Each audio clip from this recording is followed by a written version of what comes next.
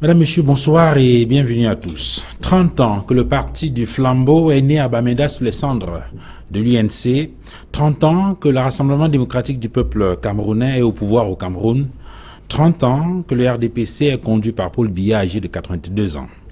Nous saisissons l'occasion de cette célébration ce soir pour scruter l'avenir de cette formation politique que certains considèrent comme étant en très bonne santé au regard de ses performances aux différentes consultations électorales, mais que d'autres présentent comme étant moribonds au regard des batailles fratricides à l'intérieur de cette formation politique.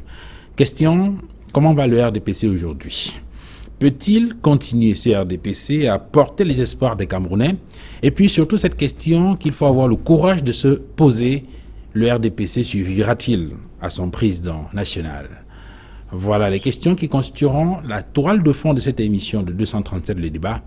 Merci de nous recevoir chez vous.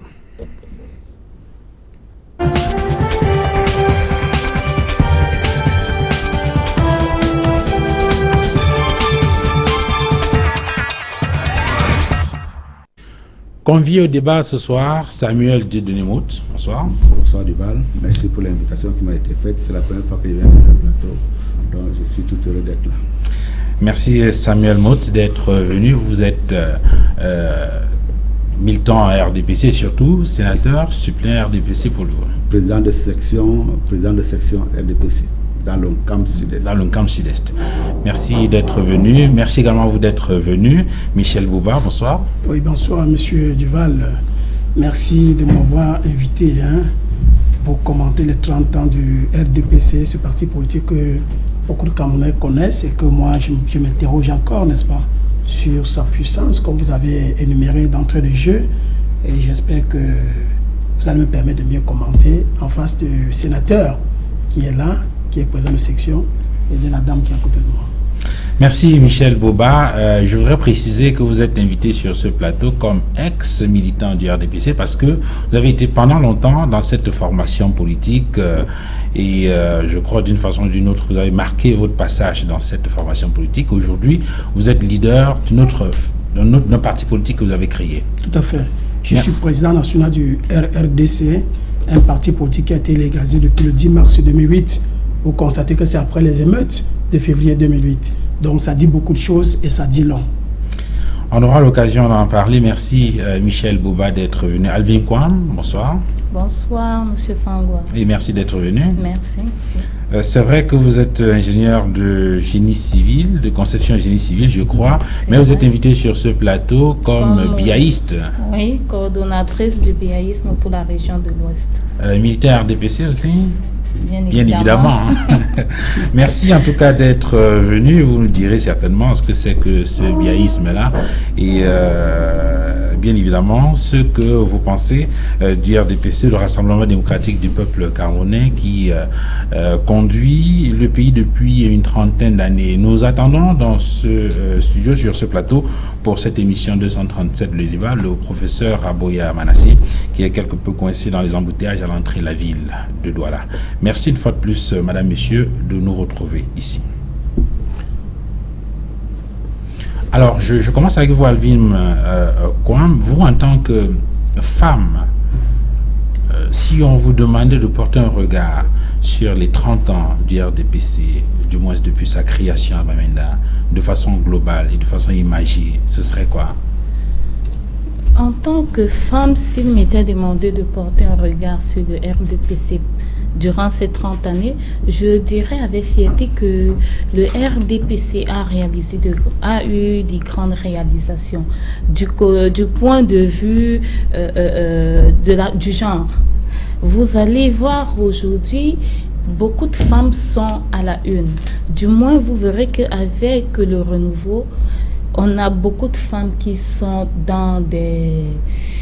qui occupent des fonctions importantes. Est-ce que c'est le fait des femmes elles-mêmes à partir du travail qu'elles réalisent, ou c'est du fait du coup de pouce du président de la République? Il faut quand même rappeler que dans les récentes consultations électorales, le sentiment qu'on a eu, c'était qu'on avait pratiquement imposé à ceux qui constituaient les listes de doser à hauteur de pratiquement 30%.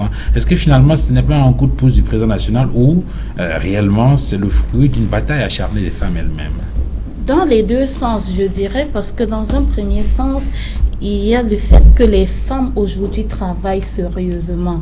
Vous voyez un peu, et quelque part aussi, il y a le coup de pouce du président de la République parce que beaucoup de femmes ne sont pas encore véritablement engagées dans ce qui est la politique. Samuel Motte, vous êtes aujourd'hui un élu RDPC. Vous avez certainement un regard semblable. Vous dites certainement, au bout de 30 ans, il y a beaucoup de choses qui ont été faites. L'état de santé du RDPC aujourd'hui, de votre point de vue, de façon objective? Le RDPC est en très bonne santé, sous réserve évidemment d'un certain nombre de machins, parce que quand on a 30 ans, c'est l'âge de la jeunesse en réalité. 30 ans, on n'a pas encore développé beaucoup de pathologies. Et donc je pense que c'est un parti pour l'heure assez dynamique. Qui cherche le progrès des citoyens camerounais, qui œuvre également pour la paix, l'unité, la démocratie et le progrès. Et donc, c'est avec beaucoup d'enthousiasme que je pars souvent dans ma section pour rencontrer les militants qui ont gardé leur ferveur légendaire, la ferveur qui date depuis 1985. Et cette ferveur-là, à la date d'aujourd'hui, nous le devons également, comme elle a dit tout à l'heure, à l'initiative d'une personne qui a su maintenir, malgré un certain nombre de soubresauts, qui a su maintenir l'unité de parti et sa cohésion. Michel Bouba, est-ce que c'est l'analyse que vous avez de l'état de santé du parti, du flambeau aujourd'hui, 30 ans après? Non, je pense que je m'inscris en faux par rapport à ce que les panélistes sont en train de dire ici. Je crois qu'ils sont plutôt en train de vouloir tromper les Camerounais, mais on ne peut pas les tromper parce qu'on connaît la situation des Camerounais dans ce pays. On sait comment les Camerounais souffrent à cause du RDPC. On sait le génocide politique que ce pays a intégré dans ce pays.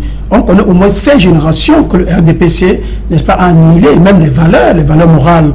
On le sait et ils le savent très bien. Ils savent très bien que dans ce parti politique, la plupart de leurs camarades sont en prison. Au moins 2 gouvernements, n'est-ce pas? Ça prouve que sur le plan moral, il y a un véritable problème. Et même sur le plan de l'intégration sociale des jeunes, la plupart des jeunes du RDPC, en réalité, sont en chômage. Ils souffrent, on les voit se pavaner dans la rue, on voit comment ils se baladent au niveau de ville. Je peux prendre un exemple qui est très récent, parce que nous sommes à Douala, on commande ça. Il y a un président de section du RDPC qui a été licencié ici à la communauté urbaine par le délégué du gouvernement, parce que, soi-disant, ce jeune-là ne part pas au travail, mais à la fin du mois, pendant plusieurs années, ils ont touché des salaires et ils montaient des réseaux pour se faire l'argent. Il est même allé en prison. Donc ça prouve qu'il y a une véritable maladie, n'est-ce pas, morale dans le RDPC. Et que c'est très grave, ça, c'est très grave. Alors, je crois qu'on ne doit pas tromper les Camerounais. S'il faut faire le bilan du RDPC en 30 ans, on constate que le RDPC a ramené le pays en arrière. Parce que les décisions qui sont prises au sein du gouvernement... Michel Bouba, est-ce que vous ne confondez pas un petit peu l'action du RDPC par rapport à la gestion du pouvoir et la santé interne du parti du point de vue du fonctionnement des structures de cette formation politique? Non, pas du tout. Je parle sur le fait que la nomenclature du RDPC exige, même à travers le texte, exige que pour être ministre, il faut être membre du comité central du bureau politique. C'est ça la nomenclature. Donc, il y a une implication directe dans l'action ou bien le fonctionnement du parti dans la vie des Camerounais. Il y a une action directe. Donc, on ne peut pas désintégrer les valeurs de fonctionnement de RDPC aux valeurs de fonctionnement de l'État du Cameroun. Donc, et pour prendre l'exemple, moi je prends l'exemple de le secrétaire général adjoint, M. Grégoire Wana, qui est ministre, on a Jafam Dongo, qui est ministre, tous ces gens sont des ministres de la République. Donc, ce qui pensent dans le parti, n'est-ce pas, ils donnent une impulsion dans le fonctionnement de l'État et donc du gouvernement camerounais. Je parle de là. Samuel Motte, est-ce que c'est une analyse que vous partagez? Je veux dire, cette conception-là, cette façon, cette vision. Je ne partage pas l'analyse de mon ami Bouba, sauf que là également, je crois qu'il y a un problème de structure de la pensée. Il faudrait qu'on leur fonde l'opposition et qu'on les prenne une après l'autre. Le questionnement que vous avez mis sur la table, c'est de l'état de santé interne du RDPC. Maintenant, on discute de cette santé interne avant de commencer à aborder un certain nombre d'autres sujets. Bien entendu, écoutez...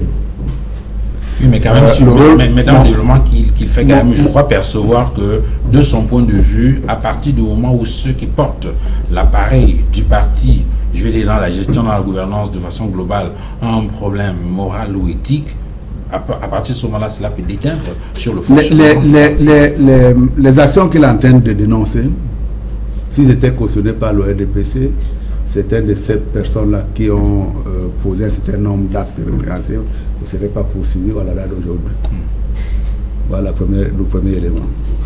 Ils ne seraient pas poursuivis à la date d'aujourd'hui, ils ne seraient pas pour un certain nombre d'entre eux en prison à la date d'aujourd'hui. Vous savez très bien que la société, elle est comme elle est. Hein. Je veux dire, il disait le comportement du RDPC, l'organisation du RDPC peut rejaillir sur la gestion de la chose publique, mais il voudrait également dire que le fonctionnement de notre société dans sa globalité également déteint sur le fonctionnement d'un certain nombre de nos organisations, parce que ces organisations-là sont nécessairement gérées par des hommes. Je souhaiterais quand même qu'il fasse une certaine démarcation. Lorsque dans le secret de son bureau, quelqu'un pose des actes répréhensibles, il ne se réfère pas à une doctrine de RDPC qui existerait quelque part. Il le fait beaucoup plus pour, comment dirais-je, pour son intérêt personnel et non pour l'intérêt de la collectivité. Le RDPC est là pour l'intérêt de la collectivité. Et donc, ça se pourrait effectivement, comme il en existe d'ailleurs, et c'est ça, c'est pas également le propre de RDPC, il n'y a pas que les militants de RDPC dans le monde qui sont poursuivis. La fraude, puisqu'il s'agit d'elle, elle est vieille comme le monde. Hein, et elle traverse aussi bien le temps que les nations. C'est-à-dire que vous n'avez pas à la date d'aujourd'hui un parti qui peut se prévaloir de n'avoir en son sein que des anges. Encore que la notion d'ange en politique, à mon sens, il faut le manier avec des pincettes. Ce n'est pas pour évacuer la dimension éthique ou morale du RDPC ou bien des membres de ceux qui portent l'appareil RDPC, mais je voudrais vous relancer, Alvin Mekwam, sur... parce qu'on parle de l'état de santé du parti, et l'un des éléments qui peut être utilisé comme baromètre, comme unité de mesure, c'est bien évidemment les consultations électorales. Est-ce que vous avez le sentiment que ces consultations électorales permettent d'avoir la valeur réelle de cette formation politique aujourd'hui? Monsieur Duval, j'ai d'abord un élément de réponse que je devrais apporter, que je veux bien apporter à Monsieur Bouba. Tout à l'heure, il a parlé de, je ne sais pas, un Camerounais du RDPC, de la communauté urbaine. Je voulais bien lui faire remarquer que le président de la République, son Excellence, faut bien prendre la rigueur et la moralisation. Vous voyez un peu. Et puis, si un Camerounais, parce qu'il est du RDPC, décide de ne pas être sérieux dans son travail, il est tout à fait normal qu'il soit rappelé à l'ordre. Et moi, je pense que si tel est le cas dans tous les partis, ce ne serait que normal. Parce qu'on ne doit pas se dire que, puisqu'on est du RDPC, alors on se permet de faire n'importe quoi. Bon, pour revenir sur la question que vous avez posée, c'est tout à fait visible. On se rend compte que après l'avènement du multipartisme en 1990, il y a eu beaucoup de danses folkloriques ou alors l'émancipation politique. Vous voyez un peu, on a eu beaucoup de partis politiques, mais seulement au fur et à mesure que le temps s'écoule, on se rend compte, vu les résultats des urnes, que les Camerounais, en fait, se rendent compte qu'ils se sont leurrés. Et c'est pour ça qu'aujourd'hui, vous allez voir que nous avons davantage comment est-ce que je vais dire, après que les résultats grimpent au fil des échéances électorales. Quand vous dites que les résultats grimpent au fil des échéances, ça veut dire que de votre point de vue, la marche du RDPC, en observant ces résultats-là, indique que le parti se porte de mieux en mieux. C'est ce que vous voulez indiquer? Bien entendu, bien entendu. Pourtant, ce n'est pas le sentiment de Michel Bouba qui estime qu'il y a un problème de morale, un problème d'éthique au sein de cette formation politique qui, en réalité, devrait réjaillir sur les performances de cette formation politique. Ce n'est pas son sentiment, c'est vrai, mais ça, c'est lui. Ça, aujourd'hui, on devrait donner la parole aux Camerounais. Les urnes, c'est les Camerounais qui parlent. Et si le RDPC a toujours la majorité, c'est tout simplement parce que les Camerounais ont compris que c'est le meilleur parti politique. Michel Bouba, est-ce que les urnes aujourd'hui parlent de façon, je veux dire quoi, tiennent un langage véridique, est-ce que les résultats des consultations électorales peuvent permettre d'apprécier de façon précise les performances, l'état de santé de cette formation politique? Non, je crois que nous avons un organisme qu'on appelle l'ECAM. Nous sommes souvent consultés au Palais de Congrès par l'ECAM, la société civile et bien de le gouvernement, pour discuter, n'est-ce pas, des modalités et du processus électoral au Cameroun. Et lors de ces débats, on constate déjà que le président du conseil et le directeur même de l'ECAM ne s'entendent pas sur un certain nombre, n'est-ce pas, de processus, sur des prises de décision, sur l'organisation avec les partis politiques et la société civile. Ils ne s'entendent pas.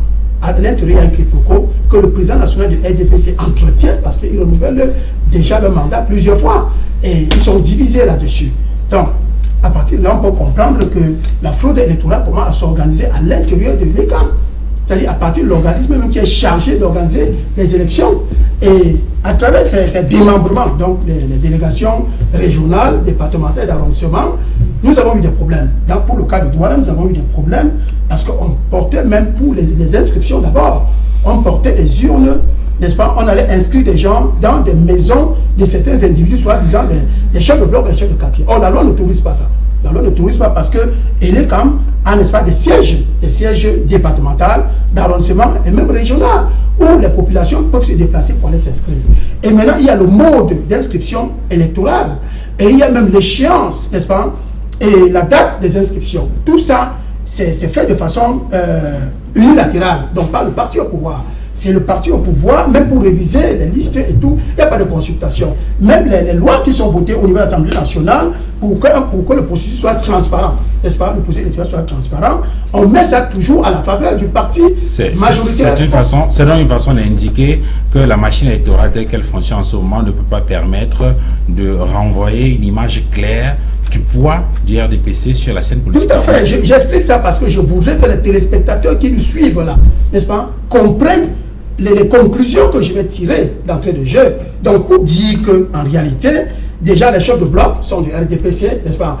Les chefs de quartier sont du RDPC, les différents responsables de l'ECAM, départemental, régional et tout ça, sont tous du RDPC. Ce sont même les présidents de section, de sous-section et tout, qui organisent le processus électoral. Donc, on constate tout de suite que l'opposition en face ne peut rien apporter.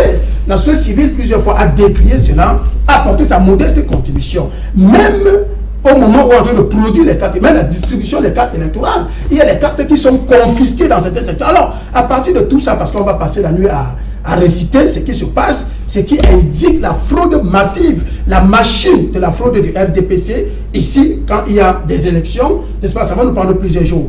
Et le président national du RDPC, parce qu'il faut l'indiquer, moi en tant que président national du parti politique, nous avons posé la question de savoir que lors de la dernière élection, même l'élection présidentielle, quand est-ce qu'il s'était inscrit et où est-ce qu'il s'était inscrit? J'ai posé cette question au président du conseil de l'État. Personne n'a répondu. Alors, donc vous voyez que même d'abord le président de ce parti politique, il ne s'inscrit pas, mais il vote. Donc ça veut dire que les cartes électorales sont même truquées à la base et sont restituées à certaines personnes qui sont pas inscrites. C'est certainement à vérifier. Hein. Vous allez poser la question. Quel est, de votre point de vue, le poids réel du RDPC aujourd'hui?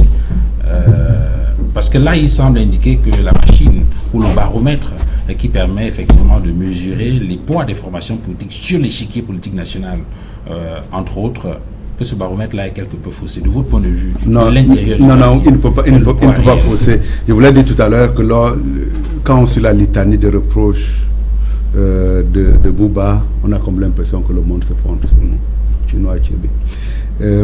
Non. Le meilleur indicateur à la date d'aujourd'hui, et pour revenir à ses propos, à ses précédents propos, je n'attends pas de Bouba qu'il dise que je suis un bel homme, dès lors que on a une bataille à faire, lui et moi. Ça, c'est la première chose. Donc lui, ce qu'il veut dire par là, c'est que lui, étant de l'opposition, nécessairement, il fait fi de toute règle d'objectivité. Et donc, tout ce qu'il peut trouver à dire, c'est une litanie de reproches. Le meilleur indicateur dans une vue politique, dans une vie démocratique, il faut bien qu'il admette qu'on soit dans un système démocratique à la date d'aujourd'hui, c'est le jugement de l'électeur. Il n'y a pas de démocratie. Ce qui veut dire, écoutez-moi bien, ce qui veut dire que je peux faire mienne ces reproches, notamment en termes de malversation posée par un certain nombre d'acteurs publics, mais il appartient aux électeurs de juger pour savoir quelle la sanction qu'elle doit donner à l'ensemble des agissements des uns et des autres. Je voudrais seulement vous rappeler un certain nombre de statistiques. Lorsque nous faisons les présidentielles, le RDPC a 78% de votants. Attendez, on va de l'année dernière. Lorsque l'on fait les législatives, nous avons à l'Assemblée nationale 82% des députés. Lorsque nous faisons les municipales, nous avons 85% des municipalités. Et lorsqu'on fait les élections sénatoriales, nous avons à peu près 68% de sénateurs. Voilà, de manière froide, les conséquences des uns et des autres par rapport à leur attitude politique qu'ils peuvent avoir à un moment donné. Tout le reste, c'est soit la critique qui peut, à juste titre, peut être comprise, qui vient de quelqu'un de l'opposition, et donc il ne reconnaîtra jamais rien de ce qui est fait de l'autre côté. Mais, en tout état de cause, le meilleur indicateur est celui-là. Il ne faut pas aller en chercher un autre. Tout à l'heure, il pose les problèmes de fraude. Je suis contre l'idée que, lorsqu'on n'a pas été soi-même en mesure de faire quelque chose, que l'on cherche à se déverser, à se défouler sur quelqu'un d'autre en disant c'est lui le responsable. À la date d'aujourd'hui, les mécanismes de contrôle d'un processus électoral, ils sont connus. Et ils sont reconnus à l'ensemble des citoyens, qu'ils soient de l'opposition ou du RDPC. Commençons. Premièrement, on a essayé de sécuriser. On a sécurisé le processus d'inscription. Les problèmes qui avaient été soulevés avant sur les doubles inscriptions, à la date d'aujourd'hui, on ne peut plus les avoir, compte tenu du processus qui a été mis en place. Vous voyez bien qu'on progresse. Pour ne pas m'étendre sur ce processus-là, je voudrais également dire que l'un des éléments également qui rend le processus électoral fiable, c'est la présence dans les bureaux de vote des scrutateurs à la fois de l'ensemble des partis. Il ne veut pas dire de l'opposition et... Bon, même si on n'envoie pas sur toute l'étendue du territoire national. Qu'est-ce qu'on n'envoie pas dans... Non, je dis toutes les formations politiques sont pas représentées. Ah ben écoutez, j'en venais. La faute à qui? La faute à qui? Parce que là également, si je dis à Bouba, dans ma sympathie profonde, je vais te donner un scrutateur qui va contrôler pour ton compte, il reviendra après pour me dire non, c'était certainement sympathique, mais il avait une idée derrière. C'est à lui qu'il appartient, s'il veut jouer ce rôle-là, de mettre quelqu'un qui surveille les différents autres acteurs. Pas seulement du RDPC, mais du SDF également, parce qu'il peut être en concurrence avec le SDF, qui surveille également l'ensemble des agissements qui pourraient être posés par les militants de l'UDC et accessoirement par le RDPC. Il ne m'appartient pas à moi, parti, que ce soit parti au pouvoir ou parti qui ne soit pas affilié à sa formation à lui, de faire son travail. La première chose, vous dites qu'ils n'ont pas les moyens. Mais écoutez, on a combien de partis politiques au Cameroun? En a-t-on vraiment besoin? Est-ce que c'est le RDPC qui a demandé que l'on fasse une multitude de candidatures? Bien, c'est de leur droit. La meilleure chose qu'ils peuvent faire en disant, c'est mutualiser par exemple les moyens. En disant, on va par exemple cadrer la République et on va dire chaque parti à l'intérêt de la coalition. On a d'ailleurs vu avec certaines formations politiques. Ils peuvent le faire. Pourquoi s'ils ne le font pas? Avec des partis qui sont mis ensemble pour... Et qui sont repartis les rôles. S'ils ne le font pas, c'est la faute à qui? Et je voudrais... Non, écoutez, Duval, parce que là, j'ai comme l'impression qu'ils confondent très bien les rôles. J'insiste sur le fait que, en tant que citoyen camerounais, j'ai besoin d'avoir une opposition dans mon pays. Parce que cette opposition a un rôle central qu'il joue et rend également un devoir d'ordre public qui ne se ramène pas uniquement à la défense de ses petits intérêts, mais il rend des services aux citoyens. La nécessité d'avoir la formation politique devait les rendre suffisamment responsables pour pouvoir dire, au lieu de courir les plateaux de télévision à insulter le chef de l'État, à dire qu'il n'y a que des voleurs dans le RDPC, on mobilise. Quand Bouba dit, on est obligé d'aller dans les maisons des chefs de bloc pour inscrire, c'est pour quelle raison, Duval? C'est parce que lorsqu'on a commencé à dire, inscrivez-vous sur les listes électorales, personne ne bouge, on est bien obligé d'aller à la quête d'un certain nombre de militants qui seraient disposés à voter. Mais sur les à la date d'aujourd'hui, quelle est la responsabilité en termes de mobilisation de population pour aller voter. On va analyser pour aller voter. Mais c'est normal qu'on ait 80% dans une élection présidentielle, parce que très souvent le RDPC a fait des efforts pour inscrire ses militants, les autres n'en ont pas fait. Et il ne m'appartient pas d'aller mobiliser les électeurs de Bouba qui viendront voter contre moi. Soyons sérieux. Mais alors, sur les observations qui ont été faites par rapport au processus électoral, qui n'est pas parfait aujourd'hui, d'ailleurs, le président national... Rien n'est parfait sous cette terre. A reconnu qu'il y a un certain nombre de choses. Est-ce que ces dysfonctionnements ne sont pas de nature à biaiser un tout petit peu ou à ne pas donner le vrai reflet du poids politique du RDPC sur l'échiquier national aujourd'hui? Non, tranchons d'abord sur le problème de sécurité ou alors de transparence du système électoral. Je voudrais ajouter quelque chose qui me semble important. Et je dois revenir là-dessus. Oui, tout pourra revenir, Bouba. Aussi surprenant que ça pourrait paraître, j'affirme que le combat politique n'est pas un combat n'est pas une course, un concours de vertu.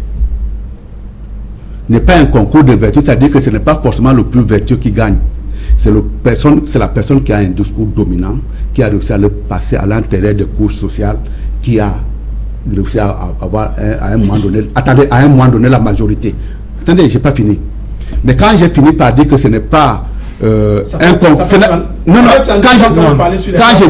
je dis ce n'est pas un concours de vertu, ce n'est pas un concours de vertu. La mobilisation de l'ensemble des acteurs peut rendre le système vertueux. En ce sens que s'il y a dans le système des gens qui se valent, qui se contrôlent et qui se pillent, les différents acteurs ont tendance à prendre des positions. On va revenir, ça fait partie. C'est l'un des axes du débat parce qu'on va revenir sur les moyens humains, financiers, logistiques et puis sur les stratégies du parti. On va permettre aux autres de réagir. Avim comme sur la question, est-ce que finalement l'un des problèmes, je veux dire, l'une des raisons pour lesquelles le RDPC se porte nettement mieux, pour revenir sur ce que vous avez dit, est-ce que ce n'est pas lié un tout petit peu au fait qu'en face, c'est-à-dire que l'opposition, on a du mal à s'organiser justement, comme indiquait Samuel Motte? Effectivement, moi je tenais à rappeler déjà que la fraude n'a jamais été une option de victoire pour le RDPC. Vous voyez, quand déjà on est défaillant, on est toujours, ou alors du moins dans notre société généralement, n'est-ce pas, vous verrez que quand quelqu'un, celui d'en face réussit, on est toujours en train d'accuser, par exemple, la sorcellerie. Étant donné qu'on ne peut pas accuser le RDPC de sorcellerie, ils sont obligés de remplacer le mot sorcellerie par fraude, tout simplement. Oui, mais il faut quand même reconnaître qu'il y a des dysfonctionnements. Et puis il y a des dysfonctionnements, mais il faut comprendre aussi, prenons par exemple, on n'a pas 100% au RDPC. Dans les régions, par exemple à Douala, on a des endroits où c'est les partis d'opposition qui ont eu à gagner. Si on ne parle que de fraude, ça veut tout simplement dire que là-bas, eux aussi, ils auront fraudé. Si c'est dans ce sens-là qu'on va regarder, ça veut dire qu'ils ont fraudé. Prenons par exemple le cas d'une CAM où la mairie a été gagnée remportée par l'opposition. Ça veut tout simplement dire que soit le RDPC n'a pas pu frauder là-bas parce qu'ils sont peut-être trop forts, soit les partis ce parti de l'opposition a donc fraudé. Mais est-ce que ces dysfonctionnements, ces fraudes-là n'ont pas quand même un impact sur, je veux dire quoi, sur le résultat, sur les performances? Parce qu'on a le sentiment que c'est le parti le plus fort, le plus puissant. Est-ce que ce poids, est-ce que ces consultations-là ne permettent pas de voir le poids réel de cette formation politique? Moi, je pense que le poids... La marge d'erreur, la marge... Moi, je pense, n'est-ce pas? Moi, je pense que le poids réel est tout simplement ce que nous révèlent les urnes. Et je vais dire ceci, il faut comprendre déjà, vous êtes citoyen camerounais, vous allez voir que nous tous nous sommes rendus compte, n'est-ce pas, que les partis d'opposition n'ont vraiment pas de poids. Tout simplement, moi je pense tout simplement parce que tout ce qu'ils ont à faire, n'est-ce pas, c'est passer le temps à faire des critiques, de dire si sur le président de la République, de dire les militants du RDPC ont fait si. Mais en réalité, qu'est-ce qu'ils apportent aux Camerounais? On on ne voit jamais leur plan d'action. On ne sait pas. Si aujourd'hui il arrivait, si je demandais à mon voisin ici, à M. Bouba, qu'est-ce qui peut me pousser en réalité, n'est-ce pas, à être dans son parti politique? Parce que déjà, on ne connaît pas son parti politique, et en plus, on ne sait pas pourquoi on va aller là-bas, parce qu'il faut bien qu'il y ait une raison. Il faut bien qu'il y ait quelque chose qui amène des gens à aller vers un parti politique. Michel Bouba, oui, est-ce qu'il n'y a pas une, je dirais quoi, une contribution de l'opposition à la très bonne santé du RDPC? Non, il n'y en a pas. Je voulais d'abord répondre à madame.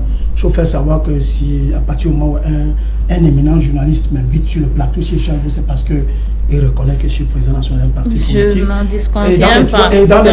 Et dans les 3 derniers mois, vous avez dit que vous êtes bien, ça j'apprécie. Oui. Et dans les 3 derniers mois, j'ai vendu 800 cartes ici à Douala, dans le littoral, aux jeunes. Et ces jeunes, la plupart de ces jeunes qui ont acheté les cartes, les 3/5 viennent du RDPC, du parti au pouvoir.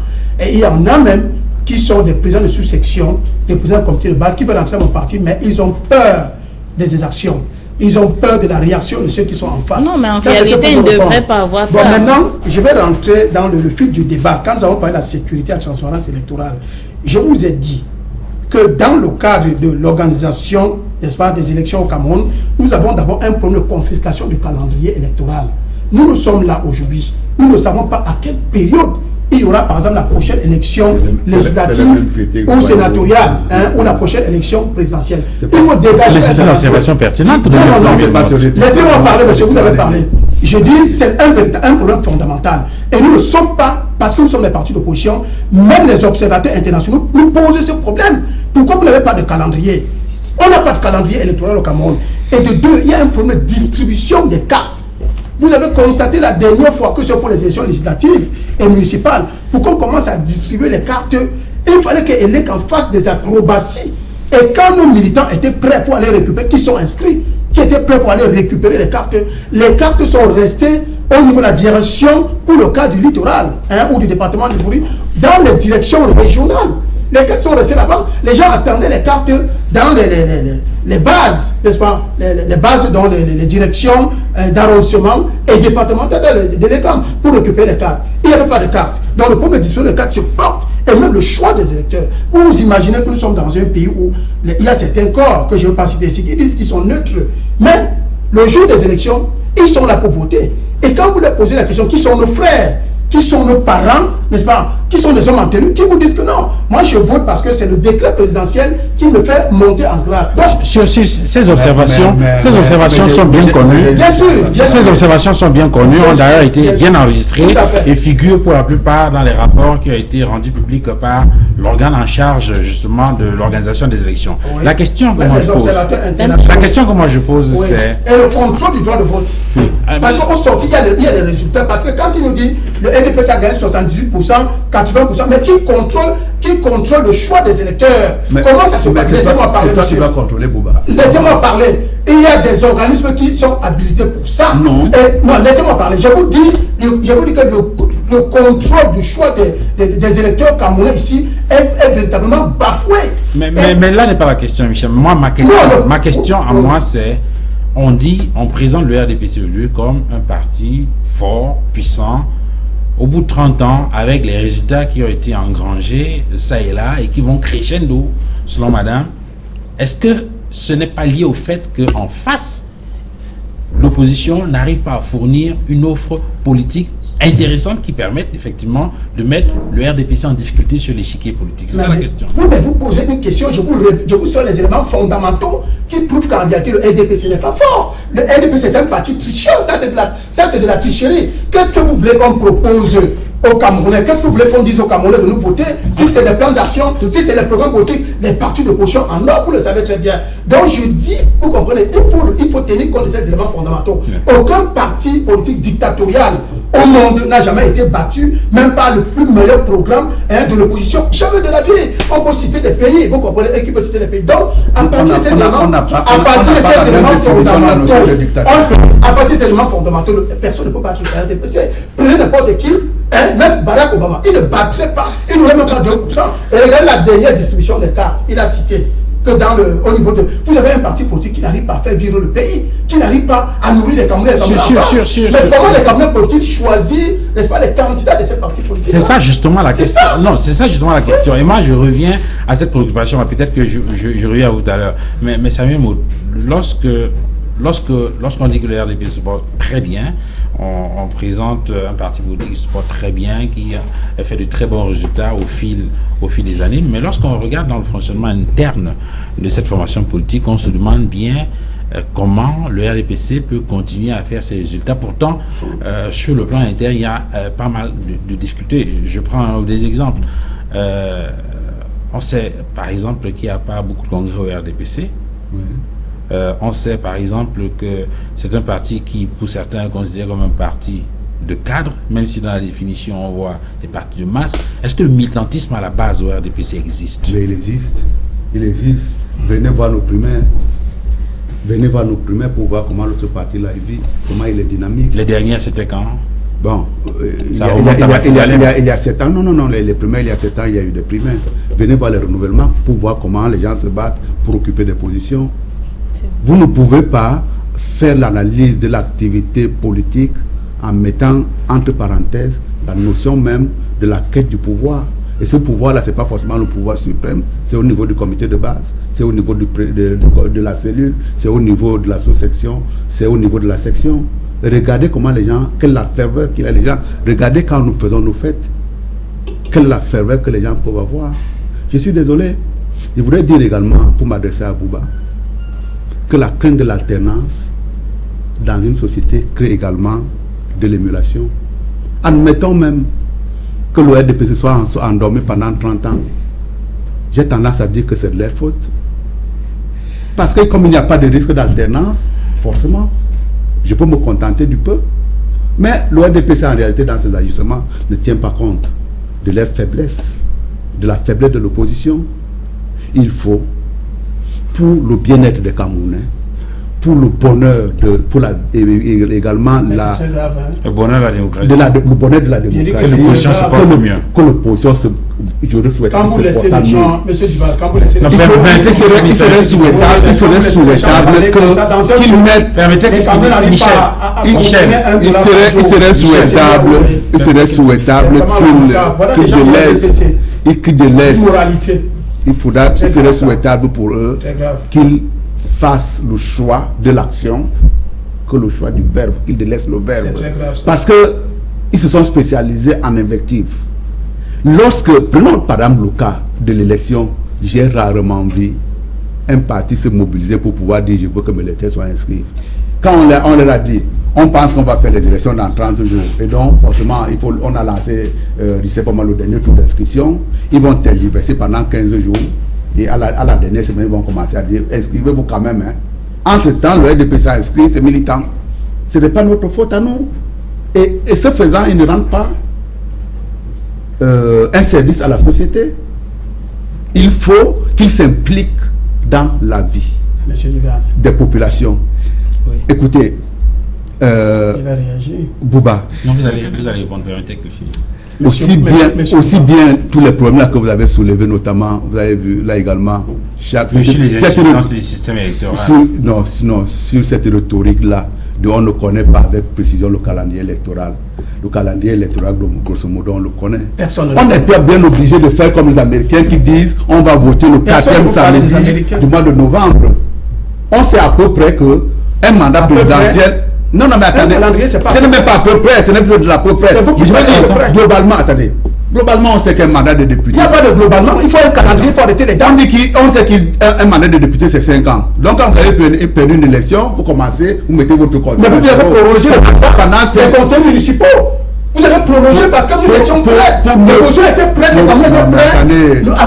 N'allez pas du coq à l'âne. C'est pas du coq à l'âne. Vous parlez de calendrier. Duval. On donne la parole à lui. Laissez-moi conclure pour dire, ce n'est pas parce qu'on aura dit qu'on va voter le dernier samedi des conseils municipaux. De quel calendrier électoral au Cameroun? C'est parce qu'on a dit qu'on va voter le dernier samedi de tel mois que forcément Bouba aura un électeur supplémentaire. C'est le fait pour lui de travailler au quotidien, d'être au service des citoyens, de tenir un discours responsable qui va faire qu'il ait un volant de militants qui vont par la suite le voter. Avine, comment est-ce que le militantisme à la base au RDPC existe? Il est réel ou fictif? Il est réel. Comment vous le mesurez? Il est même super réel, tout simplement. Comment vous le mesurez? Comment est-ce qu'on le mesure? Oui. Il semble qu'il n'y a pas de militants au RDPC si on s'en tient par exemple à la question de la vente, de la distribution des cartes. Très bien. Non, moi je ne pense pas. Moi je pense que cette distribution des cartes, n'est-ce pas, c'est tout simplement parce que les caciques du pouvoir du RDPC veulent tout simplement amener les électeurs à élire davantage. Si vous me permettez le thème. Moi je voulais dire ceci. Pour revenir sur la discussion entre...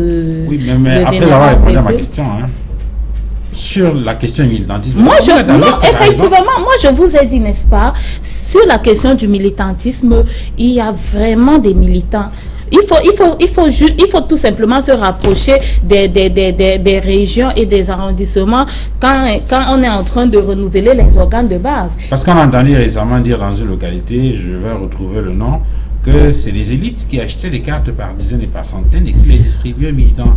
Est-ce que ça ne devrait pas être dans le schéma ordinaire, normal et classique? Est-ce que ça ne devrait pas être l'inverse? Et c'est pour ça que je pose la question sur l'existence fictive ou réelle du militantisme de base. Je comprends très bien. Si vous parlez d'existence fictive, n'est-ce pas, ça veut tout simplement dire que ces cartes, quand ces élites les achètent, ils rentrent avec. Mais non, ils remettent aux électeurs, aux futurs électeurs, ils leur remettent ces cartes-là. Le fait, n'est-ce pas, d'acheter des cartes pour remettre aux citoyens ne veut en rien dire que le militantisme de base n'existe pas au RDPC. Ok. Michel Bouba, sur l'observation que faisait Samuel Bou tout à l'heure, peut-être pour sortir de cette question-là, il faisait remarquer qu'il revient aussi à l'opposition à travers la mutualisation des forces et des moyens d'apporter du répondant à cette formation politique et que pour l'instant, on n'a pas le sentiment que c'est ce qui est fait. Et c'est la raison pour laquelle, au fil des années, les résultats du RDPC vont crescendo. Est-ce que ce n'est pas une observation pertinente? Oui, bon, très bien. Pour parler de la mutualisation des forces de l'opposition, vous savez que moi-même j'ai créé, n'est-ce pas, un collectif des jeunes présidents de partis politiques. Si vous vous souvenez, nous avons été arrêtés à Yaoundé le 20 février 2011, à la veille de l'élection présidentielle, n'est-ce pas? Parce qu'on tenait une réunion au quartier Kondengui avec Abba Boubacar. Ça fait un tollé. Nous avons été gardés jusqu'à 2 jours après que M. Biya ait convoqué le corps électoral. Le régime de M. Biya ne permet pas à l'opposition de s'unir et de former un bloc. Et vous connaissez beaucoup de coalitions de l'opposition ici, lors des élections, que ce soit municipales et législatives, où le RDPC a réussi à utiliser des jeux machiavéliques pour déstabiliser ces unions-là. Mais on a vu des formations politiques aux dernières élections législatives et municipales, notamment dans le Vouri, on a vu des coalitions qui ont porté des fruits. Est-ce que les partis politiques de l'opposition ne devraient pas s'inspirer de ce processus-là pour apporter... Vous savez qu'il y a beaucoup de coalitions qui se font dans l'opposition. Et vous connaissez la position du RDPC pour déstabiliser les coalitions, que ce soit par la voie de l'intimidation, que ce soit par la voie des interpellations, que ce soit par la voie de l'interdiction des réunions, dans le rassemblement de ces opposants, n'est-ce pas? Vous le savez très bien. Ça, ce sont des éléments fondamentaux parce que vous savez que je suis un acteur politique très actif. Mais est-ce qu'il ne revient pas justement à cette opposition-là de trouver les moyens pour déverrouiller ce système? Mais quels moyens nous devions trouver, monsieur? À partir du moment où le RDPC réussit à faire passer certaines lois pour nous empêcher de nous réunir et même de manifester. Donc il n'y a pas moyen de déverrouiller. Je crois que s'il y a une solution, je crois que s'il y a une solution, tout le monde le sait. Vous savez, quand il y a eu le gouverneur Fayengo Francis est venu ici, la première chose c'était interdire les réunions publiques et l'opposition ne pouvait pas se mouvoir. Et c'était en quelle année? C'était en 2008. C'est-à-dire qu'on préparait les échéances à venir. Donc, pour revenir à votre question, du cas de militantisme, si le militantisme existe encore au RDPC. Moi, je dis le militantisme n'existe plus au RDPC. Il y a des éléments très récents qui peuvent le démontrer. Vous savez qu'on a prorogé plusieurs fois la distribution des cartes du parti. Plusieurs fois, vous le savez très bien. Pourquoi est-ce qu'on l'a fait? Parce que les présidents de section sont restés abandonnés à eux-mêmes avec des cartes entre les mains, des centaines de cartes, parce qu'il n'y avait personne pour les prendre. Et que les jeunes, soi-disant, qui sont du RDPC, d'ailleurs, qui ne sont pas du RDPC, parce qu'il faut être honnête quand on parle des problèmes de ce pays, et quand vous parlez du RDPC, les jeunes qui sont soi-disant le RDPC ne sont pas dans le RDPC, ils ne prennent pas les cartes, bien qu'on donne les cartes gratuitement. Vous voyez, les gens refusent les cartes. Pourquoi les 3 derniers mois, ces 3 derniers mois qui circonscrivent la période ou la périodicité de la distribution des cartes dans le RDPC, 800 jeunes sont venus m'acheter les cartes. Pourquoi? Parce qu'ils ont dit que monsieur le président, bon, on ne peut plus être avec le RDPC, c'est un parti politique qui a annulé la moralité dans notre pays, c'est un parti politique qui ne donne pas la possibilité aux jeunes de s'exprimer et d'émerger. Donc c'est ça les raisons fondamentales. Monsieur Bouba, je suis désolé que quand on distribue les cartes du RDPC, le président national RDPC ne prend pas d'abord sa carte. On n'a jamais vu prendre la carte. Vous savez pas, vous savez pas si c'est dans ce pays. Alors, ça me deux choses. Première chose, d'abord je reviens sur le militantisme de base avec des effectifs. Parce qu'il semble que c'est cela qui permet d'avoir une idée sur... Et puis, deuxième chose sur la trésorerie. Beaucoup d'observateurs font remarquer que lorsqu'on regarde dans les caisses du RDPC, on n'a pas le sentiment que les gens payent les cartes et qu'il y a de l'argent qui rentre. Votre plateau, vous voyez la caisse du RDPC.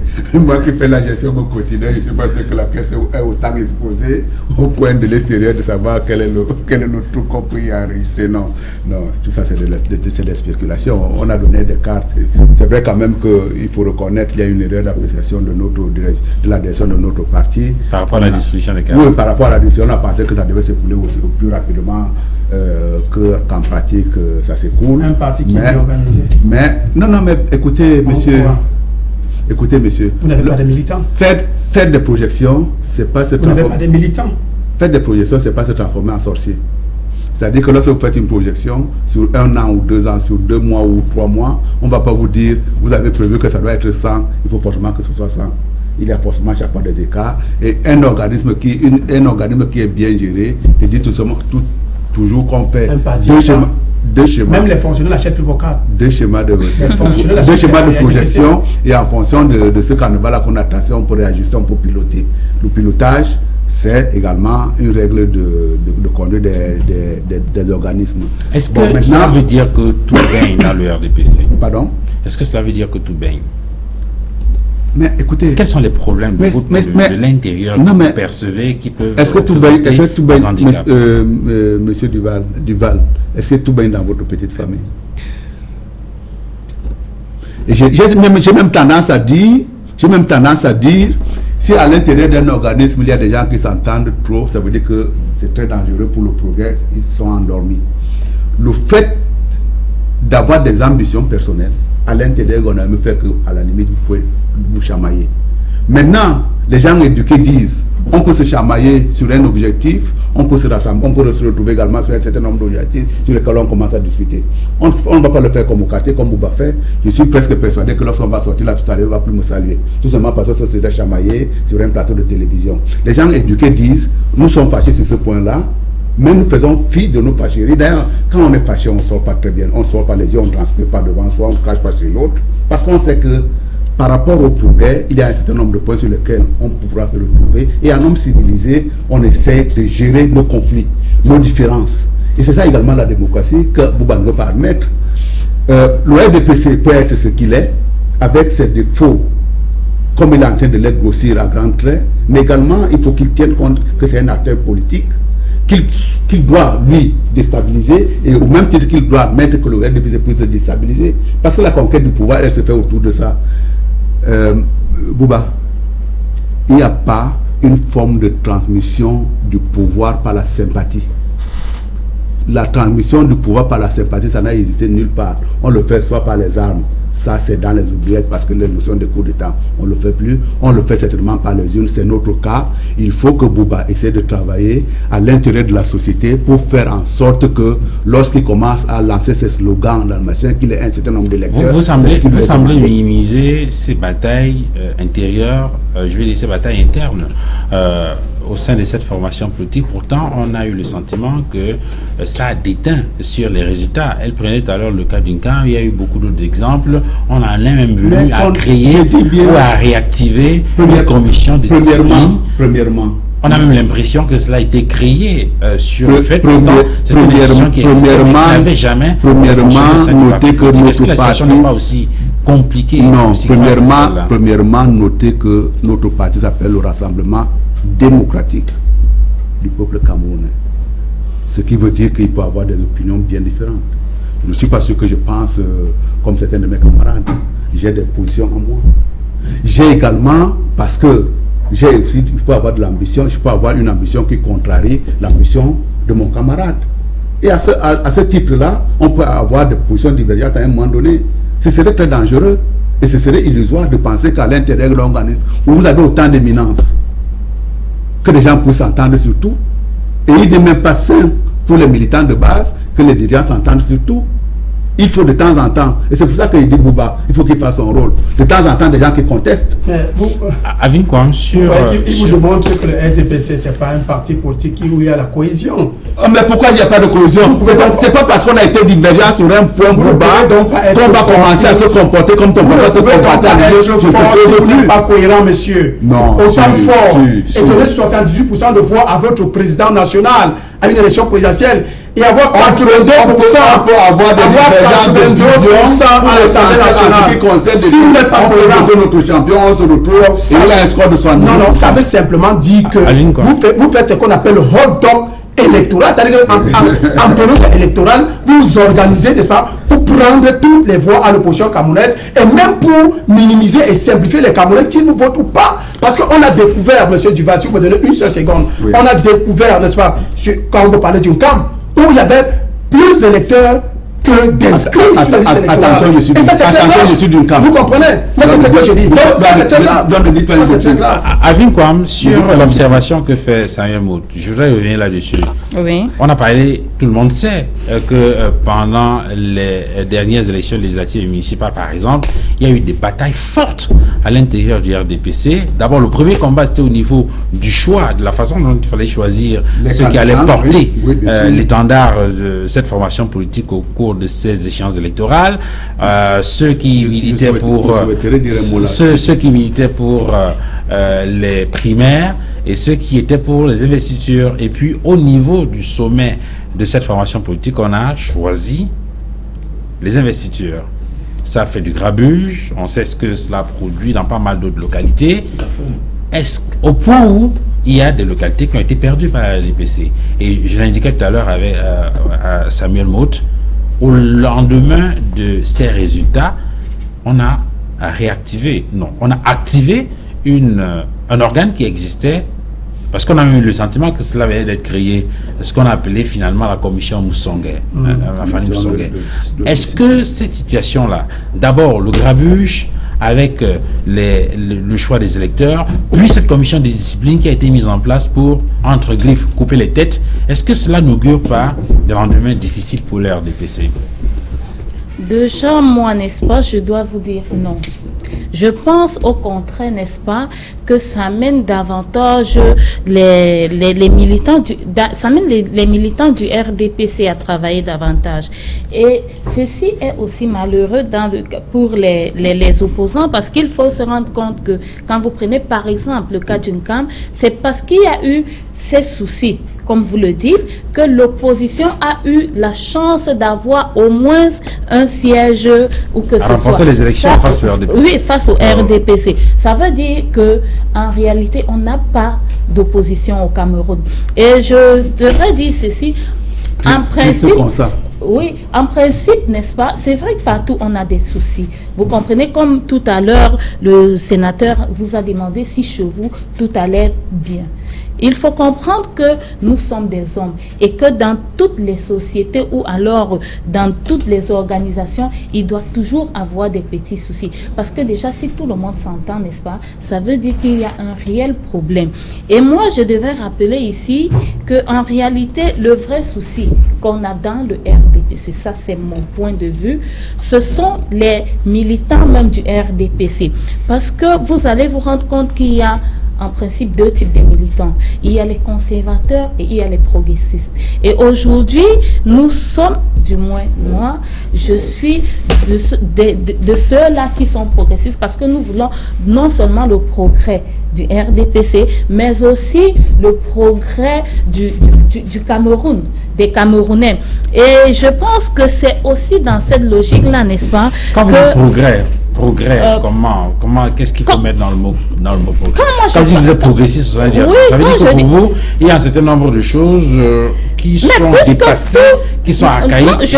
Non, moi, quand je parle de progrès, n'est-ce pas, on ne doit pas stagner, on ne doit pas rester on ne doit pas rester sur place. On doit tous les jours changer, essayer de s'améliorer. Il s'agit de changer au RDPC de façon pratique et concrète. De façon pratique. Il faut changer quoi, par exemple, dans le RDPC? Parce que justement, on a un effet diagnostic. Oui, on regarde le cas de santé, on fait des projections. Vous aussi, vous le constatez, tout comme moi, n'est-ce pas? Et il l'a si bien dit, il a dit, il y a certaines personnes qui ont des cartes du RDPC, mais qui sont rentrées le voir et ont acheté des cartes. Il a parlé, il a dit, ces 800 personnes à qui il a vendu des cartes étaient des gens du RDPC, étaient des militants du RDPC. En principe, nous ne voulons plus ce genre de personnes. Soit vous êtes pour l'opposition, soit vous êtes pour le RDPC. Le militant chauve-souris. Voilà. Et je disais, et j'allais dire ceci. Vous ne pensez pas, vous qui êtes femme, jeune, progressiste, vous ne pensez pas qu'on devrait commencer à réfléchir sérieusement sur la question de la gérontocratie? Moi, je pense que non. Je pense que non. Vous voulez dire... Et sinon, vous n'aurez pas de poste, hein? Vous n'allez pas... Non, mais écoutez, c'est aussi ça. Pourquoi ne pas? Pourquoi ne pas? Moi, je pense que l'une des problématiques, n'est-ce pas, du président de la République, c'est d'intégrer toutes les générations. Vous pensez qu'on peut avoir un gouvernement uniquement soit avec des jeunes ou avec des gens un peu plus âgés? Ne le dites. Est-ce que nous tous, nous le savons, nous le disons généralement, que les gens âgés ou alors les gens un peu plus avancés, ce sont des sages. Il faudrait bien que nous tous, que nous soyons ensemble pour avancer. Michel Bouba, vous avez été dans le RDPC, vous avez milité comme jeune, vous avez organisé un certain nombre d'activités en tant que jeune de cette formation politique. Est-ce que vous croyez que les femmes, les jeunes ont de l'espace dans cette formation politique? Est-ce que ce n'est pas un problème pour cette formation politique? Je crois que c'est une question pertinente, n'est-ce pas? Et c'est une question qui doit préoccuper tous les Camerounais qui nous écoutent ce soir, hein, que ce soit sur le territoire national ou international. Pour tous ceux, soi-disant, qui sont, n'est-ce pas, jeunes et qui sont dans le parti RDPC et qui se prennent, comme madame qui est là à côté de moi, d'être progressiste et d'être biaïste à la fois. On ne peut pas être progressiste et d'être biaïste. Et je suis tellement déçu que c'est la plupart des jeunes que vous recevez sur les plateaux de télévision, je ne vais pas les citer si vous les connaissez très bien, qui viennent et disent, moi je suis biaïste, ils parlent et tout, et ils veulent le changement à l'intérieur du parti. Je suis désolé, monsieur. Alors qu'en réalité, le président national de ce parti politique, ça fait 30 ans qu'il est là. Donc si c'était quelqu'un qui pouvait, n'est-ce pas, apporter de l'intégration des jeunes au sein de son parti politique, devait lui-même chercher à se dévoyer, c'est-à-dire que créer des espaces pour les jeunes. Or, nous avons vu des jeunes qui sont battus, qui ont cherché à être des sénateurs, dernièrement, qui ont cherché à être des députés, mais ces jeunes n'ont pas été investis. C'est pour ça que vous avez posé la question à ce brillant sénateur du RDPC, de savoir pourquoi on avait changé la méthode d'investiture à méthode de cooptation, vous comprenez? Donc c'était pour éliminer les jeunes. Et il y a eu des mouvements, il y a eu des éclats de voix dans le parti. Il y a eu, les gens sont allés jusqu'à ce que les sous-préfets interdisaient même les réunions et les manifestations. Donc, une façon de dire que les jeunes n'ont pas de place. Moi, je dis ceci, monsieur Bouba, je vous rappelle que le plus jeune maire est du RDPC, il a 34 ans. Les femmes d'abord. Le maire d'Ambam a 34 ans, il est du RDPC. 34 ans, oui. Il n'est pas trop jeune. Nous avons oui, mais il est quand même jeune par rapport aux gens de l'opposition. Des députés jeunes qui avaient 23 ans dans les années 90, vous le savez très bien, 23 ans, députés dans l'opposition. Donc c'est quand il y avait encore la marche de la démocratie au Cameroun, et à un moment, après la perte de l'élection de 92 par M. Biya, il a verrouillé, il a coupé, il a imposé la dictature, la répression et la pression en face, n'est-ce pas, dans l'opposition, en utilisant les institutions de la République. Donc je voulais dire, les femmes d'abord dans le RDPC n'ont pas de place. citez-moi les femmes les jeunes femmes comme celles-ci qui se battent vraiment dans le parti et qu'on leur donne la parole et qu'on donne la place. Et les jeunes, je vous dis que les jeunes sont en train de démissionner du RDPC parce qu'ils n'ont pas de place. Ils ne veulent pas seulement venir s'exprimer sur les plateaux de télévision, dans les radios et dans les médias. Ils ne veulent pas parler parce qu'ils ont peur des représailles. Parce qu'ils savent qu'au sein de leur parti, c'est très dur et c'est très fort. Je voudrais montrer que Aboubakar, j'ai l'avantage de la cohérence avec moi. Ce que j'ai dit tout à l'heure en disant le pouvoir ne se transmet pas par sympathie, ce mode de transmission n'existe pas nulle part. C'est valable sur le champ politique national, mais c'est également valable à l'intérêt des partis, c'est également valable à l'intérêt de la société dans son fonctionnement. Ne demandez pas aux gens qui sont assis de vous céder la place, je suis désolé. Trouvez des moyens pour pouvoir leur dire poliment, bon, nous aussi on en a besoin. Si vous n'avez pas réussi à cette entreprise-là, ce n'est pas la faute à eux. Donc ne demandez pas que les vieux, ce que vous appelez les vieux, donc moi nécessairement j'imagine, ils vont prendre les jeunes quelque part pour les installer là où ils sont. Ça ne marche nullement comme ça. Bon, l'autre chose également, il voudrait dire également à Bois que c'est forcément cohérent.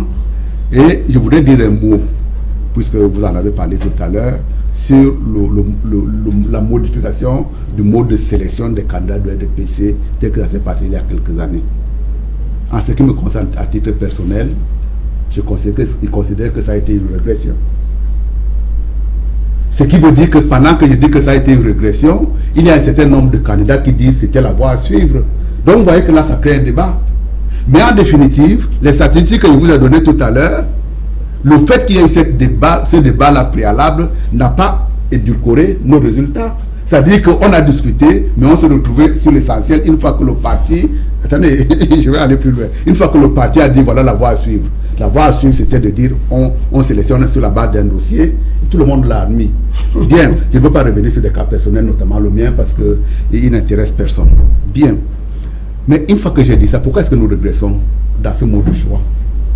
Parce qu'il a été établi, aussi bien dans la société camerounaise, que dans la direction de notre parti, tout au moins pour ceux qui défendaient cette position-là, que quelle que soit la personne qui sera choisie, quel que soit son niveau de popularité, son niveau d'implication politique dans la circonscription où il sera choisi, aussi longtemps que l'opposition est faible, il passera. Sinon, on aurait pris des précautions. Et c'est pour ça que quand je dis ils ont un rôle d'intérêt national, un rôle d'intérêt public à faire, ils me désolent quand ils rentrent dans des considérations qui ne font pas du tout avancer la société. Il faut qu'ils prennent des positions à l'intérieur de la société s'en portera mieux. Ils passent tous les temps à pleurnicher sur le fait qu'on a modifié telle loi, telle autre loi. Comment est-ce que vous faites, vous, pour que les lois puissent être votées dans le sens qui vous plaît, vous? Bien enregistré. On le fera en fonction des positions que les uns et les autres occuperont sur le chéquier politique. Je précise la deuxième question, c'était sur l'impact que pourraient avoir les derniers événements, sur l'avenir de cette formation politique. J'ai pris deux exemples. Non, on a pensé nos plaies. Je n'étais pas d'accord que l'on puisse sélectionner autrement que par les primaires. On m'a dit c'est les primaires. Je suis responsable du parti, j'ai voté. Bon, on m'a dit que c'est les sélections par dossier. Des investitures. Pas des investitures. Non, en réalité, c'est même pas tellement ça. Parce que, en réalité, dans notre parti, quel que soit le mode de sélection, on sélectionne, on investit. Ce qui est prévu d'ailleurs dans nos textes, c'est l'investiture. Mais notre président national, à un moment donné, avait estimé que pour des raisons d'efficacité également, parce qu'il voulait impulser cette démocratie à l'intérieur, il fallait d'abord commencer par un premier tamis fait par les militants et après le parti investi. Donc, en définitive, on a toujours investi. Mais ce mode de sélection-là, une fois qu'on a discuté autour du choix, de comment est-ce qu'on fait pour présenter nos candidats, quand on a discuté, et là encore, une dernière fois, vous voyez très bien qu'il y a des points de vue divergents. Celui qui réussit à apporter la mise, c'est celui qui a un discours dominant à un moment donné.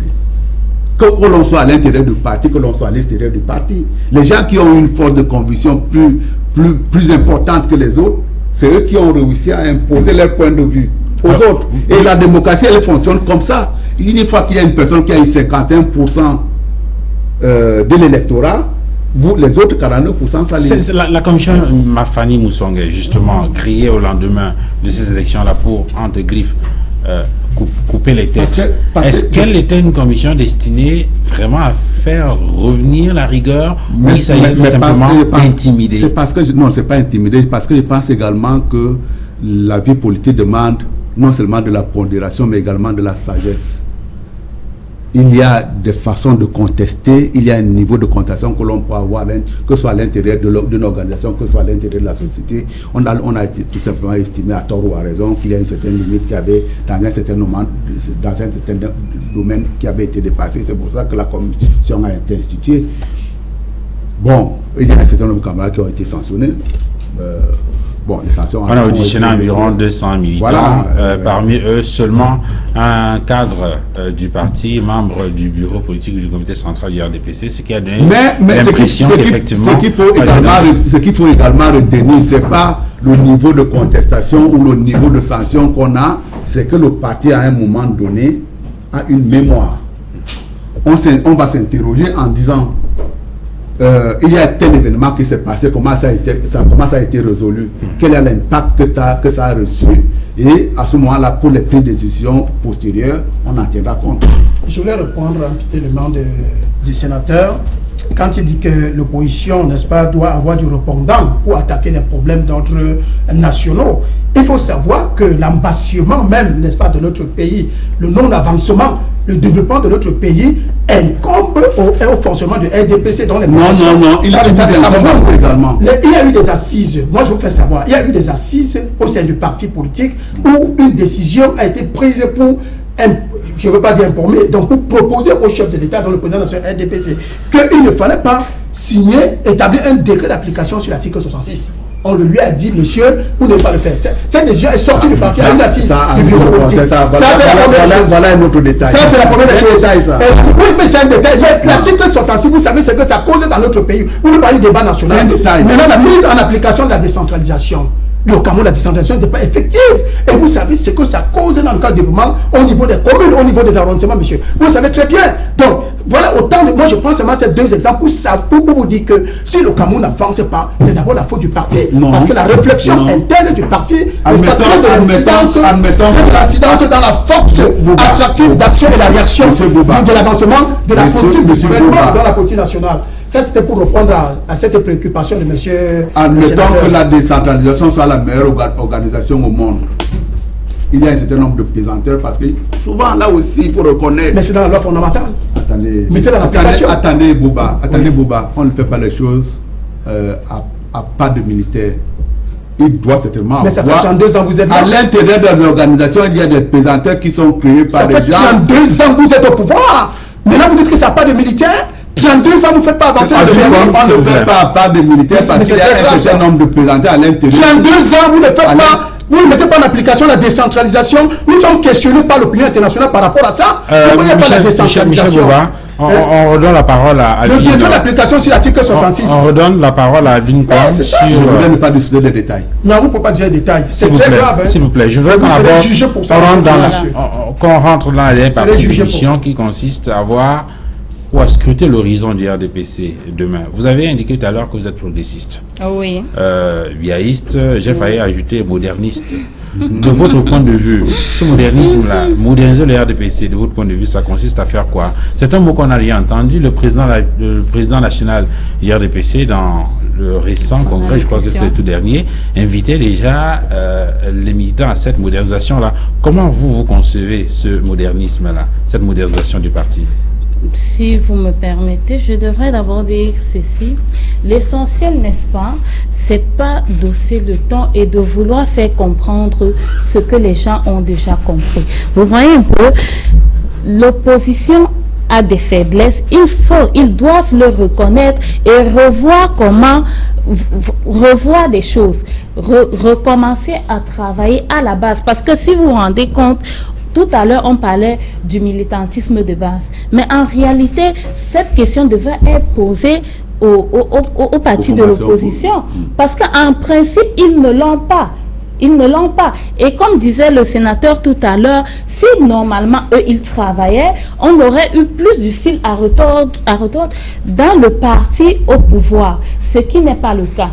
Revenons à ma question. Maintenant, la question de la modernisation, du modernisme. Oui, moi je disais ceci, je suis biaïste et je suis progressiste. Déjà, si on a eu un souci, comme vous étiez en train de le rappeler, au niveau de notre formation politique, aujourd'hui, grâce à ce mouvement, ou alors c'est de là, c'est quelque part, c'est l'un des objectifs de ce mouvement, n'est-ce pas, qui a été créé par le professeur Messanga Nyamdi, qui ici là amène, ou alors amène non loin des militants, aussi les Camerounais, à comprendre d'abord l'idéologie du président de la République. Ça déjà, il faut le remarquer. Et on veut dénoncer ceux-là même qui sont dans le parti, mais qui travaillent pour d'autres partis.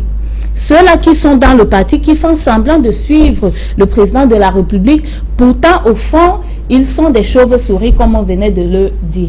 Oui. Et pour parler de la modernisation, moi j'ai dit tout à l'heure, on ne doit pas rester sur place. Puisque le monde évolue, on doit évoluer avec le monde. Vous comprenez un peu, on doit évoluer avec le monde, on doit chercher à s'améliorer davantage, même si au fond, on n'a pas un parti d'opposition qui nous pousse à le faire réellement. Le biaïsme, vous savez qu'il va disparaître avec... Non. C'est ce qu'on pense, mais je vais vous dire sincèrement, c'est plus tard, ça j'en suis certaine, n'est-ce pas, c'est plus tard que les Camerounais comprendront qu'en fait, ils ont le meilleur président qui soit. Travailler maintenant. Oui, mais puisque c'est le cas. Ça, c'est le cas. Ça, c'est le cas. Et si vous regardez bien, il y a même des opposants qui sont biaïstes. Hein. Je vous rappelle que le christianisme est né après la mort de Jésus-Christ. Hein. Merci, c'est ça. Alors, en quoi consiste... En quoi consiste... Je n'ai pas répondu à... Non, je n'allais pas parler de biaïsme. Non, en quoi consiste ce modernisme-là, Samuel Maud? Est-ce qu'il s'agit de penser à, d'ores et déjà, à tolérer le débat au sein du RDPC?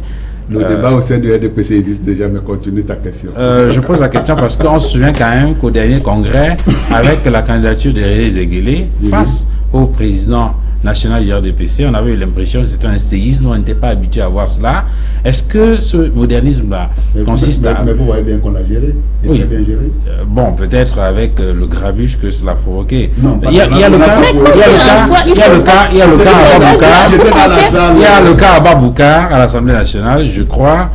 Il y a eu le cas à Mila Souté, et qui finalement a quitté le parti politique. Il disait que le président, on devait pouvoir faire le distinguo entre le président de la République du Cameroun et le président national du parti, et il était un tout petit peu opposé, par exemple, à la question du candidat naturel. Est-ce que tous ces éléments ne devaient pas rentrer dans la question de la modernisation? Comment vous concevez donc modernisation du RDPC? C'est un point de vue, c'est une adaptation progressive et permanente à l'évolution de notre société. Voilà la modernisation. La société évolue, on s'adapte. Vous savez très bien qu'avant 90, on disait que c'était le parti unique. On s'est bien adapté quand on a vu qu'il y a un ferveur populaire qui montait et qui revendiquait le multipartisme. On l'a fait. Et à la date d'aujourd'hui, on s'est tellement bien... non seulement qu'on s'est modernisé, mais on s'est tellement adapté à cette évolution qu'à la date d'aujourd'hui, les scores, je vous les ai donnés tout à l'heure. Non, écoutez, on a toujours discuté à l'intérieur du parti. On a toujours débattu à l'intérieur du parti. Mais quand le temps du débat est passé et qu'on a pris une décision, elle doit être appliquée par l'ensemble des militants. Il n'y a pas un seul parti au monde qui fonctionne de manière différente. Le débat, nous l'avons tout toléré. Nous avons toujours dit à l'intérieur du parti que nous sommes dans un parti démocratique. Il n'y a pas beaucoup de partis au monde qui s'en revendiquent. Même si, dans les faits, peut-être, il y en a qui le font.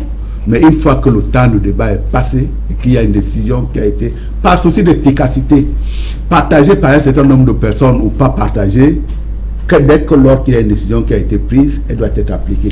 Et à la date d'aujourd'hui, je pense que le RDPC est résolument dans le cadre du fonctionnement des organismes politiques modernes. Est-ce que c'est votre avis, Michel Bouba? Est-ce que vous avez le sentiment que le RDPC... Vous savez qu'il y a une question qu'on n'a pas le courage de poser, mais qui devrait être posée. Est-ce que le RDPC, tel qu'il fonctionne aujourd'hui, tel qu'il se présente, le regard de son état de santé aujourd'hui, survivra à son président? Je crois que il faut que j'évoque certains éléments, n'est-ce pas, pour répondre directement à votre question. Nous allons d'abord partir du débat au sein du RDPC. Ce que le sénateur évoque ici, moi je n'appelle pas ça un débat, j'appelle un peu les échanges, les petits polémiques qu'on soulève, les vrais débats, les débats fondamentaux qui reviennent à votre question. Nous nous souvenons qu'en 1996, M. Edouard Titus, vous le savez très bien, il présente à BBC sa candidature pour la présidentielle de 97. Laissez-moi parler, monsieur. Et il soulève ce problème-là. Nous savons tous que quand il arrive, non, il a dit... Il a repris une carte du RDPC. Oui, tout à fait. Oui, il a pris la carte. Il a repris la du RDPC. C'est ça le vrai débat qu'on parle dans un parti politique. Je dis en 96, monsieur Edouard Titus, il dit bien que je vais être candidat à la prochaine présidentielle. C'est ça le débat qu'on parle. Et quand il reviendra au Cameroun, on l'arrête. Première chose. Deuxième chose. Deuxième chose, monsieur. La troisième lettre de monsieur Marafa Mirouyaya, il précise bien que lors de ces échanges avec le chef de l'État, le président Paul Biya, président national RDPC, il lui a dit, monsieur le président de la République, n'est-ce pas, il faudrait qu'on puisse s'organiser au sein de notre parti politique et au sein de l'État pour que votre mandat de la présidentielle 2004 puisse s'achever dans les bonnes conditions afin que les Camerounais comprennent que tout se passe très bien. Marafa en prison, et Titus a été en prison. Mais maintenant, pour montrer encore que le débat n'existe pas au sein du parti, les gens ne peuvent pas réfléchir pour préparer le départ du président national du RDPC à la tête du parti et à la tête de l'État du Cameroun. On constitue donc le G11. Le G11 qui met le Cameroun en branle, donc on détourne de l'argent des Camerounais et on met l'économie camerounaise à terre. Voilà ce qui indique que dans le RDPC, il n'y a pas de débat. Le débat, c'est l'alternance politique. Le débat, c'est donc l'après-Biya. Ce qui fait donc que l'après-Biya, le RDPC disparaît et part avec, sans lumière, seulement avec de l'obscurité, messieurs. On n'en parlera plus jamais. Basta. Je voudrais dire juste un mot sur Edouard Titus. Nous avons tous suivi à l'époque, peut-être qu'il était encore à l'école primaire. Mais on sait très bien, et l'histoire le retiendra, que Edouard Titus dit qu'il est candidat à la présidence de la République parce qu'il sait très bien qu'il va être arrêté pour un certain nombre de problèmes et qu'il veut faire de lui un prisonnier politique. Voilà la démarche. Ça, c'est la blague. Voilà la démarche. Bon, voilà, à partir de là, on peut continuer. Mais maintenant... Marafa également, sauf que Marafa n'a pas fait cette démarche en disant je vais être président de la République. Si. Non, l'autre là. Quand il dit au président directement que votre mandat c'est ce qu'il dit après. Le RDPC demain. Le RDPC demain. Maintenant, le RDPC demain, on fait seulement le pari de voir ce que nous deviendrons demain. J'allais dire que c'est une organisation plus ou moins séculaire à date d'aujourd'hui, mais on n'a pas roulé un certain nombre d'années. Mais le RDPC a suffisamment de base solide, de par son implantation nationale, de par son implantation dans les terroirs, de par son ancrage. C'est un parti. Mais encore une fois, pourquoi vous parlez beaucoup, vous voulez toujours épiloguer sur l'après? Paul Biya est encore là? Il est là. Il est encore là. Est-ce que justement la question, cette façon de, excusez-moi, l'expression de taboutiser le Dauphinat ne contribue pas à il y aura sur l'après? Vous savez, je pense même que ça me fait sourire parce que on n'a pas très souvent le successeur qu'on désire. Hein.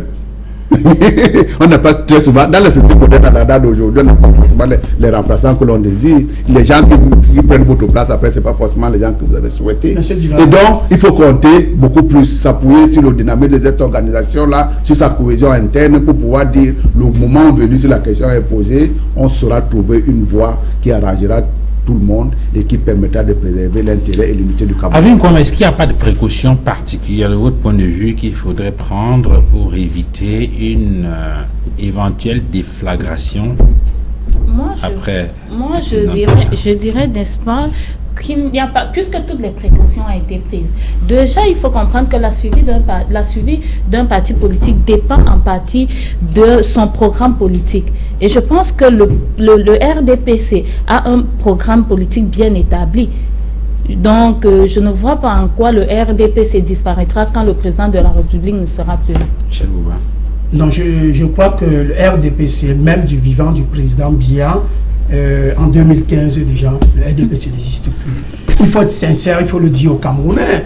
Il y a une débandade totale, il y a une démission il y a une démission exponentielle dans le RDPC. Mais M. Kouba, on démissionne de tous les partis. On ne démissionne pas que du RDPC.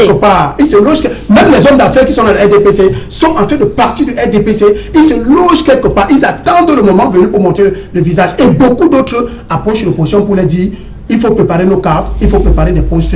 Tel dit, je serai secrétaire. Voilà la réalité du RDPC. Il ne faut pas venir raconter des histoires sur le plateau. Monsieur Kouba, je veux juste savoir, est-ce que ce n'est qu'au RDPC qu'on démissionne? Dernièrement, il y a Tamadjan qui a démissionné du SDF.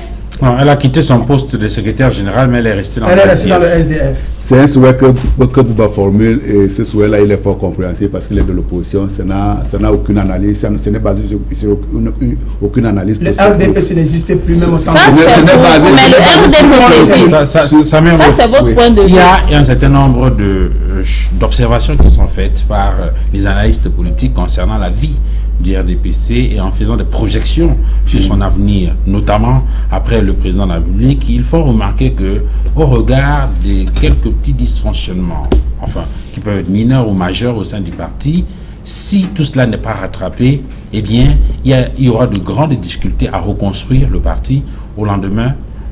Là aussi, il faut savoir prendre en compte la question du fonctionnement qui n'est pas optimale du parti. Vous avez reconnu tout à l'heure qu'il y a un problème, par exemple, au niveau de l'organisation des congrès. Le congrès, c'est quand même l'instance... J'ai rien reconnu du tout, moi. Bon, mais peut-être implicitement, c'est ça le dire. Mais le congrès, il n'est pas aussi irrégulier qu'on l'aurait souhaité. La question du renouvellement du sommet politique... Nous organisons les congrès quand c'est nécessaire. Quand c'est nécessaire. Le point de sommet politique... Est-ce que, le renouvellement du sommet politique... il y a par exemple la question de la distribution des cartes et pas mal d'autres choses. Est-ce que tous ces éléments-là, il ne faut pas regarder ça avec il faut être pragmatique pour éviter pour dire deux choses. Les organisations intelligentes ont toujours savoir se renouveler et je considère que le RDPC est une organisation intelligente. Ça, c'est la première chose. Là également, vous rentrez dans la gestion administrative, le sommet politique. L'absence d'un registre quelque part qui dit telle personne est militante ne remet pas en cause sa faveur, ne remettra pas son militantisme. Et ce n'est pas non plus parce que quelqu'un aura écrit son nom dans registre quelque part qu'il ne se sentira pas obligé de partir pour aller sur le Bouba. Donc tous ces problèmes-là que vous soulevez, à mon avis, c'est des problèmes qui me semblent, somme toute, des problèmes marginaux. Le RDPC, ça fait 30 ans également que nous assurons la conduite des affaires dans ce pays. Et là également, pour ne pas rentrer dans une étude prospective, une analyse prospective BA, je formule moi le vœu que le RDPC puisse continuer à exister pour le bonheur des Camerounais. Avin, quand vous êtes femme, et donc, de votre point de vue, qu'est-ce qui devrait être fait? Est-ce que ce parti est encore capable de porter les espoirs des Camerounais? Quand je parle des espoirs, vous êtes femme, donc on voit immédiatement, par exemple, le panier de la ménagère, on voit un certain nombre d'attentes qu'il faut combler. C'est vrai que vous êtes biaïste, moderniste, progressiste. Qu'est-ce qu'il faut prendre comme précaution de votre point de vue pour éviter effectivement une déflagration au lendemain du départ du président, de manière à ce que la femme que vous êtes, que l'enfant soit sauvegardé? Oui, je pense, n'est-ce pas, qu'il faille d'abord qu'on essaye de comprendre que le problème aussi, c'est nous les Camerounais. Vous comprenez un peu. Quand on parle par exemple des écoles, de la santé et du panier de la ménagère au Cameroun, il faut comprendre que depuis ces 30 dernières années, n'est-ce pas, on a eu les créations des établissements partout, dans tout le territoire camerounais. Vous irez jusque dans les recoins, les fins fonds du village et vous allez vous rendre compte que les écoles, les établissements qu'on a aujourd'hui, il y a de cela quelques années, on ne les avait pas. Pareil pour la santé. Et même si le président de la République a reconnu dans son récent discours à la jeunesse qu'en réalité, on s'était trompé en pensant que le plus important était de créer les établissements scolaires et qu'il faut maintenant adapter la formation dans ces établissements scolaires à l'emploi et au développement. Là, c'était au niveau de la formation. Et même les citoyens, aujourd'hui, aujourd'hui, les citoyens ont compris qu'il est plus important que les enfants soient formés et une formation de base que d'aller faire, d'être généraliste. Parce que quand vous êtes généraliste, après le bac, si on vous demande qu'est-ce que vous savez faire, vous ne pouvez pas dire, vous ne direz jamais je sais faire des lectures ou alors des dissertations, mais seulement celui-là même qui fait l'enseignement, qui a fait l'enseignement technique, est capable déjà en 4e année de dire, par exemple, si c'est la maçonnerie, je peux élever des parpaings, ou alors je peux faire des raccords. Je peux aller revoir l'installation sanitaire dans une maison. Ça déjà, il faut le reconnaître. Et je pense que beaucoup de parents aujourd'hui ont compris qu'il faut que les enfants aient une formation de base. Et quand on parle du panier de la ménagère, moi je pense qu'il y a beaucoup de réformes agraires et il faudrait aussi déjà que nous, jeunes, n'est-ce pas, que nous rentrons, parce qu'il y a beaucoup d'exode rural. On pense tout simplement que lorsqu'on est en ville, n'est-ce pas, quand on va en ville, on peut réussir sa vie. Mais que non, on a des terrains partout au Cameroun et il suffit tout simplement de rentrer et de recommencer dans l'agriculture. Vous verrez aujourd'hui, il y a beaucoup de jeunes dans des villages qui vivent bien, qui sont à l'aise, tout simplement parce que ils sont rentrés dans l'agriculture. Et plus on va rentrer dans l'agriculture, plus on aura des vivres et il y aura l'insuffisance alimentaire au Cameroun. L'autosuffisance alimentaire. L'autosuffisance, autant pour moi, merci. L'autosuffisance alimentaire. Donc, ce que je retiens, encore que là, il faudrait des structures pour accompagner ces jeunes-là de manière... Mais je pense qu'il y a des structures. On va s'arrêter là, messieurs. Merci d'être venus. Dieudonné Samuel Mout, merci d'être venu sur le plateau de 237 le débat. C'est moi qui vous remercie pour l'invitation. Merci Michel Bouba d'être venu. Merci de m'avoir invité et d'avoir échangé avec ces illustres membres du RDPC, ce parti coulant et disparaissant. Il est reparti, Bouba. Merci à vous d'être venu, Alvin Kouam. Oui, merci. Et je devrais faire remarquer aux partis d'opposition qu'ils ont encore beaucoup à faire. Oui, nous allons faire. Merci messieurs de nous avoir suivis. Excellente soirée à tous et à très bientôt. Au revoir.